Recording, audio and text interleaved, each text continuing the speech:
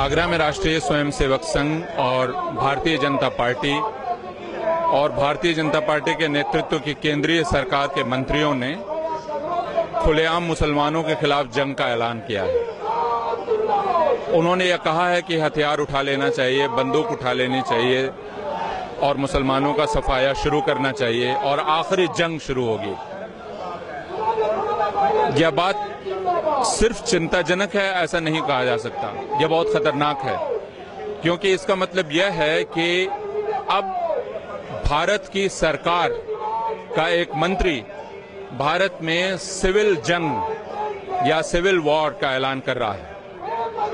वह इसके नतीजों से परिचित है कि नहीं मैं नहीं जानता, लेकिन इसके नतीजे बहुत भयानक हो सकते हैं। दूसरे, आगरा में हत्या की एक घटना हुई जो कि भारतवर्ष में बहुत जगह होती है।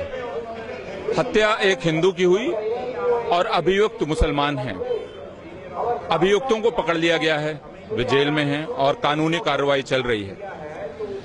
इस कानूनी कार्रवाई के चलने के दौरान इस सभा का आयोजन करना, इसका मतलब यह है कि आप दरअसल इस पूरी घटना को एक खास रंग देना चाहते हैं, क्योंकि यह कहा जा रहा है कि जिसकी हत्या हुई है वह गौ रक्षा में शामिल था और जिन्होंने हत्या की है वे बीफ के उद्योग में शामिल थे और इसीलिए उन्होंने उसकी हत्या की है। अभी तक जांच नहीं हुई है, अभी तक किसी नतीजे पर नहीं पहुंचा जा चुका है, अभी तक चार्जशीट नहीं बनी है।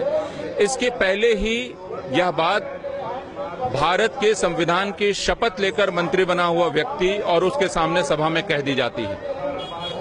यह कानून का सीधा उल्लंघन है, अगर इसके लिए मैं मुलायम शब्दों का इस्तेमाल करूं। दूसरा, मैं जिस शब्द का इस्तेमाल कर सकता हूं वो यह कि यह अपराध है और इस अपराध के लिए इन सारे लोगों पर जो सभा में थे उन पर उच्चतम न्यायालय को सो मोटो नोटिस लेकर उनके खिलाफ कार्रवाई करनी चाहिए, क्योंकि ये भाषण किसी भी दूसरे भाषण से ज्यादा खतरनाक है। यह खुली सभा में दिए गए, उसके बाद आगरा और उत्तर प्रदेश के गांव-गांव में उस आदमी की बरसी के नाम पर अब इन भाषणों को दोहराया जा रहा है, व्हाट्सएप और दूसरे माध्यमों से दोहराया जा रहा है और लोगों को उकसाया जा रहा है कि वे मुसलमानों के खिलाफ हथियार उठाएं और उनका पूरी तरह से सफाया कर दें।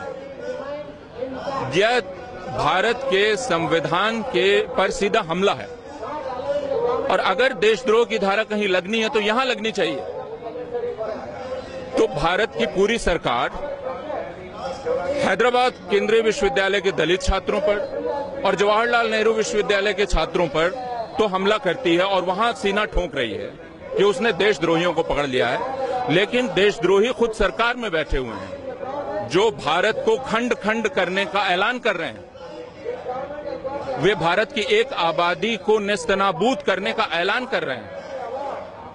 देखना यह है कि क्या हिंदुस्तान में इंसाफ बचा हुआ है, क्या हिंदुस्तान की विपक्षी राजनीतिक दलों में इतनी हिम्मत बची हुई है कि वे इस प्रश्न पर संसद को बाध्य करें कि वो इस प्रश्न पर विचार करें और जो जिन्होंने ये आपराधिक कृत्य किया है, मुजरिमाना हरकत की है, उन पर तुरंत कार्रवाई की जाए।